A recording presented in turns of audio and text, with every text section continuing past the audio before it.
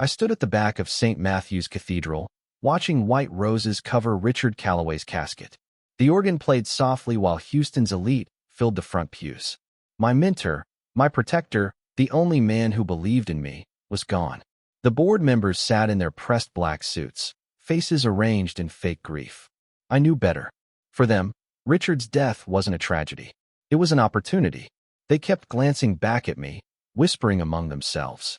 I could almost hear their thoughts. Soon, the troublesome woman would be gone. The one Richard always defended would finally disappear. They had no idea what was coming. A week ago, Richard had called me into his corner office. His voice was weak, but his eyes were sharp. He slid papers across his desk with shaking hands. "Trevor," he said quietly, "I trust you more than anyone here. When I'm gone, they'll try to destroy everything we built." I stared at the documents, my heart racing as I realized what they meant. His signature was already there, waiting for mine. 51%, Richard had whispered that day, his fingers tapping the transfer papers. The controlling stake. They think they'll inherit my empire, but you will. My hands trembled as I signed beside his name. The notary stamped both documents while Richard watched from his wheelchair. He'd grown thin in recent months, but his mind stayed razor-sharp. "Don't reveal this until they show their true colors," he warned. "Let them think they've won first." I tucked the papers into my briefcase, my heart pounding. "Why me?" I asked. He smiled, the same gentle expression he'd worn when defending my ideas in hostile meetings. "Because you see the numbers they ignore. You care about the workers they treat like chess pieces. And because you have something they'll never understand." "What's that?" "Patience." Now, staring at his casket, I felt the weight of that trust. The board thought they were burying their biggest obstacle. Instead, they were about to discover their worst nightmare. The boardroom felt different without Richard's presence. The mahogany table gleamed under fluorescent lights, but the warmth was gone. 5 men in expensive suits sat around it, like vultures picking at bones. I took my usual seat near the back, notebook ready, pen in hand. Thomas Keene, the chairman, cleared his throat dramatically. "Gentlemen, we're here to discuss restructuring after Richard's unfortunate passing." His voice carried no real sadness. "Just business. First order of business," he continued, not even looking at me. "We need to streamline operations. Cut unnecessary positions." My stomach dropped, but I kept my face neutral. I'd learned long ago not to show emotion around these men. "Trevor Pierce," Thomas said finally, turning toward me with cold eyes. "Your position as strategic planning director has become redundant. We're terminating your employment effective immediately." The words hung in the air like smoke. The other board members watched me carefully, waiting for tears, for protests, for begging. Instead, I smiled. "I understand," I said calmly. "Thank you for the opportunity to serve this company." They blinked in surprise at my response. No drama, no pleading, just quiet acceptance. Thomas frowned, clearly expecting a fight. "Security will escort you out," he added quickly, as if afraid I might suddenly explode. "Of course," I replied, gathering my things. I walked past their confused faces, through the glass doors, and down the marble hallway. Colleagues pretended not to stare as I passed their cubicles. Some looked sympathetic. Others seemed relieved they weren't me. The elevator ride down felt like forever. When the doors finally opened to the lobby, I stepped out carrying only a small box of personal items. My mother's fountain pen, a coffee mug Richard had given me, and a photo of my nephew. Nothing valuable to them. But in my briefcase, locked away safely, was something worth $51 million. The real treasure they'd never think to look for. As I walked through the revolving doors into Houston's humid afternoon, I caught my reflection in the glass. My lips curved into the smallest smile. Monday morning is going to be very interesting. Back in my apartment, I set the cardboard box on my kitchen counter and opened it slowly. The fountain pen caught the light from my window. The coffee mug still smelled faintly of the dark roast Richard preferred. But these weren't what mattered now. I walked to my bedroom closet and pulled out the locked briefcase I'd hidden behind old winter coats. Inside, nestled between manila folders, were the papers that changed everything. Richard's signature in blue ink. My name is typed beneath it. 51% ownership of Calloway Infrastructure, the construction empire worth $200 million. I whispered the number aloud. 51%. It felt surreal. 3 hours ago, I'd been fired like unwanted furniture. Now I own the company that fired me. Richard had planned this perfectly. He knew they'd move against me the moment he died. He'd given me the one weapon they could never take away or control. I poured a glass of wine and sat by my window, watching traffic move through downtown Houston. Tomorrow, they'd celebrate their victory. But Monday morning, the game would change forever. My phone buzzed with text messages all evening. Word traveled fast in our industry. Trevor, heard you got fired. So sorry. Can't believe they fired you right after the funeral. Thomas Keene is such a snake. But one message made me pause. It was from Tanya Ramirez, Richard's former assistant. They're celebrating at the Petroleum Club tonight, bragging about finally getting rid of Richard's pet project. Pet project. That's what they called me. Richard's charity case. The guy he'd foolishly promoted beyond his abilities. I'd heard the whispers for years. He only got ahead because Richard protected him. Without him, he's nothing. Just wait until he's gone. Well, he is gone now. And they were about to learn exactly what I was without his protection. I opened my laptop and began researching each board member. Financial records, business dealings, social connections. Richard had taught me to always know my opponents better than they knew themselves.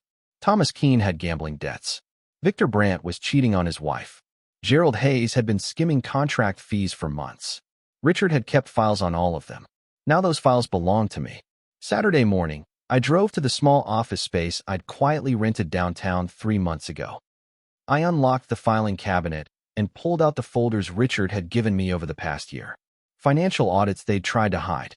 Emails between board members discussing illegal kickbacks. Contracts signed without proper approval. Photos of expenses charged to the company for personal vacations. Richard had been building a case against them for months, knowing this day would come. I spread the documents across my desk like puzzle pieces. Each one told part of a larger story. The board hadn't just been disloyal to Richard. They'd been stealing from him. From the company. From the workers whose pensions they'd raided. The evidence was damning. But Richard had taught me something crucial. Information is only powerful when you use it at the right moment. That moment hadn't arrived yet. First, I needed to let them think they'd won. Monday morning, I called Linda Cross, the corporate attorney Richard had recommended. Her office overlooked downtown from the 40th floor, all glass and steel and serious legal books. Trevor, she said, reviewing Richard's transfer documents. This is absolutely ironclad. Witnessed, notarized, filed with the state. They can challenge it, but they'll lose. I leaned forward in the leather chair. How will they fight it? Mental capacity, she replied without hesitation. They'll claim Richard wasn't thinking clearly when he signed. Grief, medication, whatever they can invent. Can they prove that? Not with what we have. She pulled out another folder. Richard was thorough. Medical records from that same week showing perfect mental clarity. His physician's statement. Even video testimony he recorded explaining his decision. Richard had thought of everything. He'd known exactly how they'd respond and prepared for it. What's our strategy? I asked. Linda smiled coldly. We let them make the first move. Let them file their lawsuits, spread their lies, waste their energy fighting shadows. Meanwhile, you prepare to take control. When the dust settles, you'll still own 51%, and they'll have destroyed their own credibility trying to prove otherwise. That evening, my phone rang. Victor Brandt's name flashed on the screen. I almost ignored it, but curiosity won. Trevor, his voice was thick with fake sympathy, heard about Friday. Tough break, really. Richard always spoke highly of you. I bit back my first response. Thank you, Victor. It's been difficult. Listen, he continued. I know you're probably feeling lost right now. If you need help finding something new, I've got connections. Might be able to put in a word somewhere. The condescension dripped through the phone. That's very generous, I replied sweetly. Of course. We have to look out for each other, right? Especially now that things are changing at Calloway. He chuckled, the sound making my skin crawl. Anyway, I'll be announcing some new initiatives this week. Exciting times ahead for those of us still standing. Congratulations, Victor, I said softly. When I hung up, I was smiling. I opened my laptop and started a new file labeled Victor Brandt, Evidence. His arrogance would be his downfall. They all thought I was finished. That made them careless. And careless people make mistakes. Tuesday morning, I drove through downtown Houston, past the glass towers Richard had helped design. Calloway Infrastructure's headquarters rose 30 stories into the Texas sky, Richard's name etched in granite at the entrance. Construction cranes dotted the horizon, projects his company was building across the city. Workers in hard hats carried lunch pails, heading to job sites that fed their families.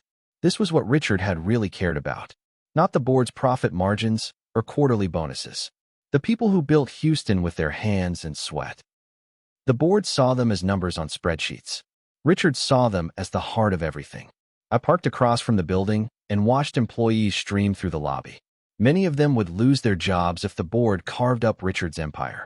Victor and Thomas were already planning to sell divisions, cut departments, squeeze every dollar from the company before moving on to their next victim. I pulled out my phone and texted Linda, ready to file the shareholder consent. Her response came quickly, Thursday morning. Let them dig their hole deeper first. I started the engine and drove home. Patience, Richard's favorite lesson. Let them reveal themselves completely before striking back. Thursday morning arrived gray and humid, typical Houston weather. I dressed carefully in my navy suit, the one Richard had complimented during my last performance review. You look like someone who means business, he'd said. Today, I would prove him right. I walked into Calloway's lobby at exactly 9 o'clock. The security guard looked confused when I handed him Linda's letter. His eyes widened as he read the legal language declaring my status as majority shareholder. I'll need to call upstairs, he stammered. Of course, I replied calmly. Take your time.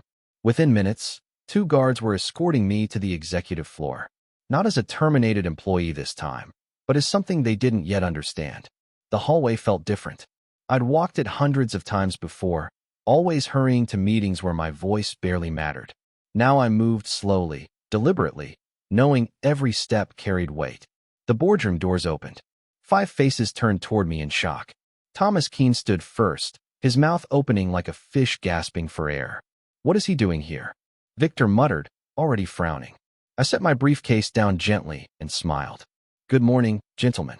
I believe we have business to discuss. The silence stretched like a wire about to snap. Thomas recovered first, trying to assert control he no longer possessed. Trevor, this meeting is for board members only. Your employment was terminated last week. I opened my briefcase and pulled out the folder Richard had prepared. The papers were crisp, official, devastating. Then you'll want to read this, I said, sliding them across the polished table. Thomas picked up the documents with trembling fingers. His face went white as he scanned Richard's signature, the notary stamp, the legal language transferring 51% ownership to me. The other board members leaned in, reading over his shoulder. I watched confusion turn to disbelief and horror. This can't be real, Thomas whispered. It's very real, I replied evenly.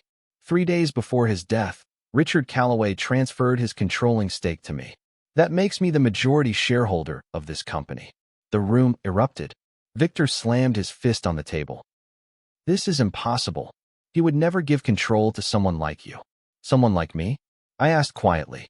You mean someone who actually understands this business? Someone who cares about more than quarterly bonuses.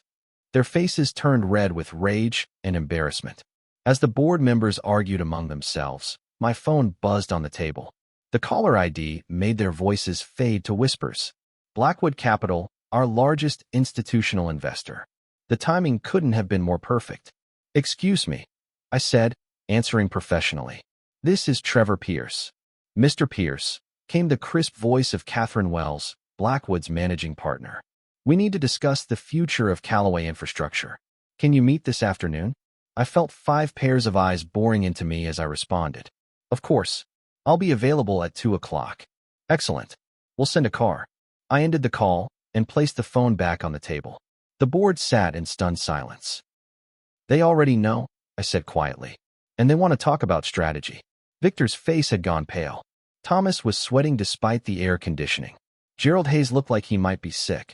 For years, they'd treated me like furniture in this room. Now they were realizing the furniture had been watching, learning, and preparing. How long have you known? Thomas asked weakly. Long enough, I replied. Richard began planning this months ago. He knew exactly what you'd do when he died. The truth hit them like iced water. Their celebration had been premature. The Blackwood Capitol building stretched 40 stories into downtown Houston skyline. Catherine Wells met me in a conference room with floor-to-ceiling windows overlooking the city. She was sharp, early 50s, the kind of calm that comes from controlling billions in assets. "Trevor," she said, shaking my hand firmly, "Richard spoke highly of you. He said you were the only one who truly understood Calloway's potential." I'd prepared for this meeting all weekend. Financial projections, operational analyses, strategic plans. Everything Richard had taught me about reading between the numbers. "The company has problems," I admitted. "Cost overruns, hidden debt, bloated management. But the foundation is solid." Catherine nodded. "We've noticed the irregularities. The board's been cooking books to hide their mismanagement." I leaned forward. "I have a 90-day plan. Cut administrative waste by 30%. Audit every vendor contract. Replace 3 department heads with proven operators. Focus on core construction projects instead of vanity developments." "And the board?" she asked. "Gone," I said simply. "New directors with actual construction experience. Independent oversight. Transparent reporting." Catherine studied me for a long moment. "If you can secure legal control and implement these changes, Blackwood will support you. But we need proof you can deliver." "You'll have it," I promised. By Wednesday, the smear campaign began. Industry Weekly published a hit piece titled "Opportunist Praise on Dying Mentor."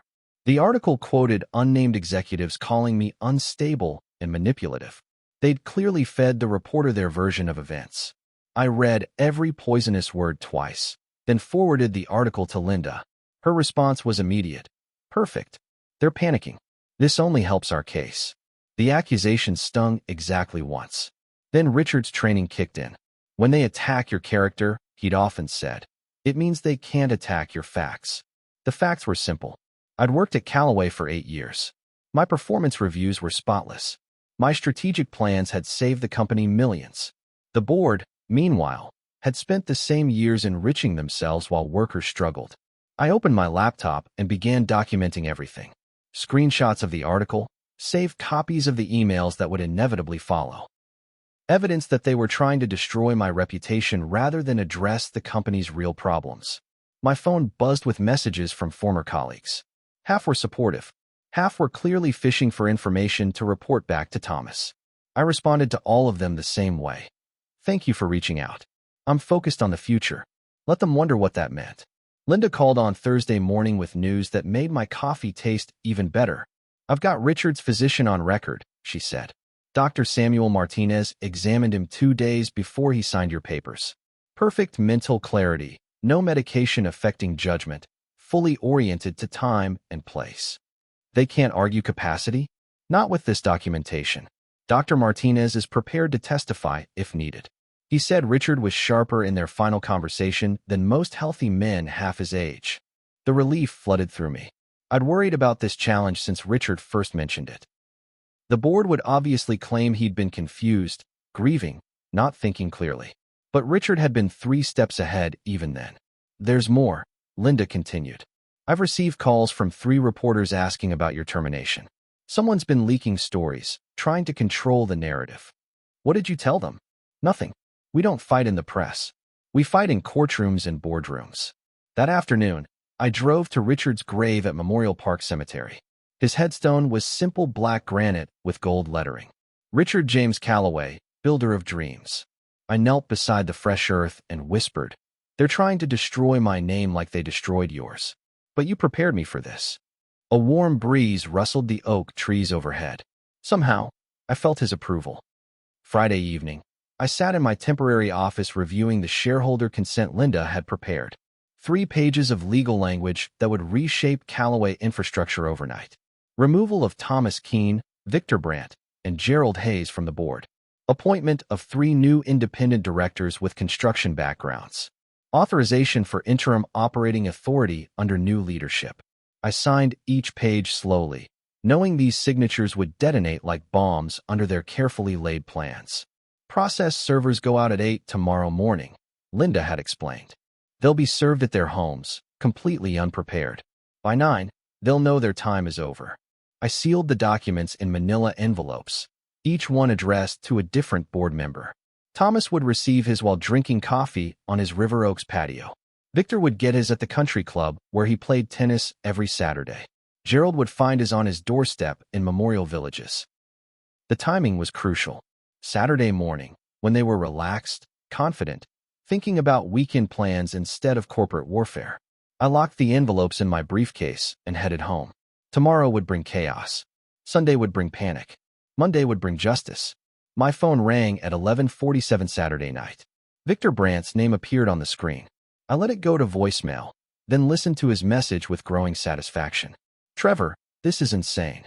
You can't just waltz in and take over a company. Be reasonable. You don't know what you're doing. This will destroy you, destroy everyone. Call me back. We can work something out. Find you a soft landing before this gets worse. His voice cracked near the end.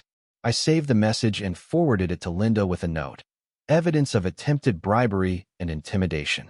Within an hour, Thomas called from a blocked number. His message was shorter but uglier. You have no idea what you're messing with, Trevor. Some fights you can't win. Back down now before you get hurt.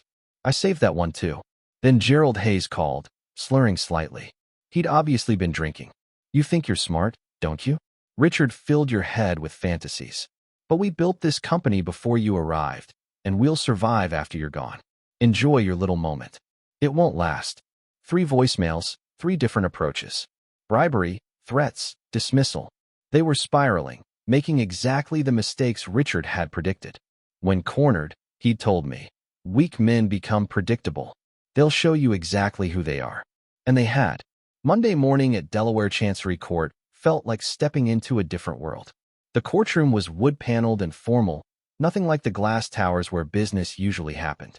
Linda sat beside me at the plaintiff's table, her black suit crisp and professional. Across the aisle, the board's attorneys whispered urgently among themselves. Judge Melinda Hoffman entered at exactly 10 o'clock. She was young for a judge, maybe early 40s, with steel-gray hair and intelligent eyes that missed nothing. We're here regarding Calloway Infrastructure's ownership dispute, she announced. Ms. Cross, you're seeking a status quo order? Linda stood smoothly. Yes, Your Honor. Pending resolution of ownership questions, we ask that no major decisions be made without shareholder approval. No asset sales, no personnel changes, no contracts over $50,000. The board's lead attorney, a silver-haired man named Fitzgerald, jumped up. Your Honor, this is clearly an abuse of process. The plaintiff was recently terminated and is trying to disrupt business operations out of spite. Judge Hoffman raised one eyebrow. Mr. Fitzgerald, does your client dispute the validity of the transfer documents? Fitzgerald hesitated.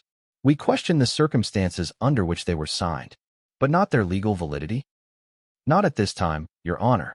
The judge made notes, then looked directly at me. Mr. Pierce, do you understand the responsibilities of majority ownership? Yes, Your Honor. I've worked at Calloway for 8 years. I understand both the opportunities and obligations. She nodded. Status quo order granted. No major changes without written shareholder consent. At 11:15, I walked back into the Calloway boardroom for the first time since they'd fired me. But everything had changed. The status quo order was already filed. Security had received copies.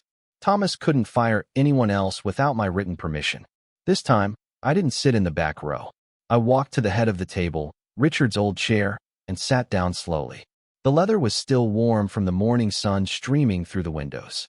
Thomas, Victor, and Gerald sat frozen, staring at me like I was a ghost. Their lawyers had obviously called them from the courthouse. Gentlemen, I began, my voice steady and calm. I think it's time we had an honest conversation about Calloway Infrastructure's future. Thomas found his voice first. This is ridiculous. You can't just walk in here and pretend to run a company. I'm not pretending, I replied. I own 51%. That makes me the controlling shareholder. Your authority exists only as long as I allow it. Victor's face was turning red. You have no experience running anything. Richard protected you, but he's gone now. You'll destroy everything he built. I smiled, the expression Richard had taught me to use when opponents revealed their desperation. Actually, Victor, I'm going to save everything he built, starting with cleaning the house. Effective immediately, I continued. Victor Brandt, your services are no longer required. Compensation frozen pending audit of your expense accounts. Victor shot to his feet. You can't fire me. I've been with this company for 15 years. And in those 15 years, you've stolen approximately $200,000 in false expense claims. Golf trips charged as client meetings. Family vacations billed as business travel. Should I continue? His mouth opened and closed like a landed fish. Gerald tried to defend him. These are baseless accusations from a disgruntled employee. I pulled out one of Richard's files and read aloud. February 14th. Gerald Hayes approved payment for Victor's trip to Aspen. Claimed client consultation with Morrison Development. The problem is, Morrison Development doesn't exist. Victor created a fake company to justify a ski vacation. Gerald's face went white. How did you? Richard documented everything, I said simply. He gave me complete records of your activities. Thomas, your gambling debts. Gerald, your contract kickbacks. Victor, your expense fraud. He knew exactly what you were doing. The room was dead silent except for the air conditioning humming overhead. These men who'd terrorized employees for years suddenly looked small and frightened. Here's what's going to happen, I continued. You have 1 hour to clear out your offices. By noon, Blackwood Capital had issued a press release supporting my leadership transition. The statement was brief but powerful. Blackwood Capital expresses full confidence in Trevor Pierce's vision for Calloway Infrastructure's future. The market responded immediately. Calloway's stock price, which had dropped 15% since Richard's death, suddenly stabilized. Industry blogs picked up the story within hours. My phone buzzed constantly with interview requests, but I ignored them all. Richard had taught me that real power didn't need publicity. It spoke through results. I spent the afternoon meeting with department heads, the people who actually ran day-to-day operations. Most were relieved to see the board's reign ending. They never listened to us, said Maria Santos, head of project management. We'd warn them about cost overruns, safety issues, client problems. They'd just tell us to make the numbers work somehow. That changes now, I promised. Your expertise matters. Your warnings will be heard. By evening, word had spread through the company. Emails from employees I barely knew filled my inbox. Most were supportive. Some were cautious. A few were clearly spies for the former board members. I responded to each one professionally, building trust one conversation at a time. The documents Richard had left me were more devastating than I'd initially realized. 3 filing cabinets full of evidence spanning 5 years. Emails between board members discussing how to hide losses from investors. Contracts signed without proper authorization. Bank statements showing personal purchases charged to company accounts. But the worst discovery was what they'd done to employee pension funds. Over the past 2 years, they'd borrowed against worker retirement accounts to cover their own bonuses. Technically legal, but morally bankrupt. 60-year-old crane operators would retire with half their expected benefits because Thomas needed a new yacht. I spent Sunday documenting everything. Screenshots, photocopies, financial spreadsheets. By evening, I had enough evidence to destroy them all. But Richard's voice echoed in my memory.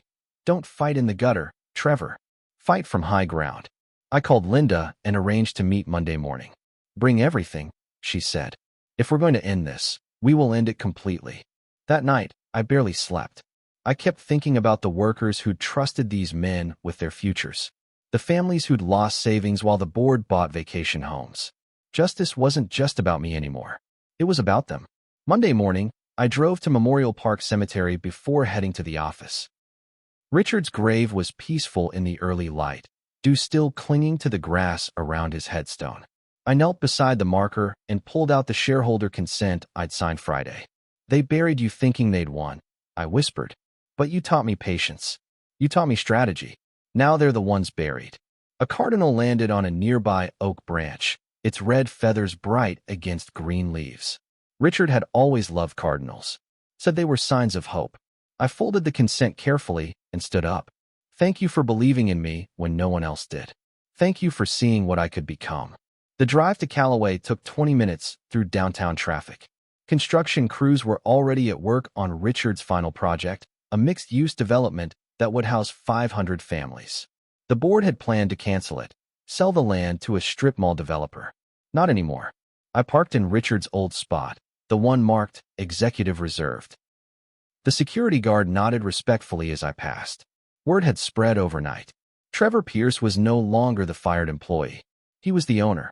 The elevator ride to the 30th floor felt different this time. Ascending, not descending. The boardroom was empty when I arrived. I sat in Richard's chair and waited. At exactly 11 o'clock, the doors opened.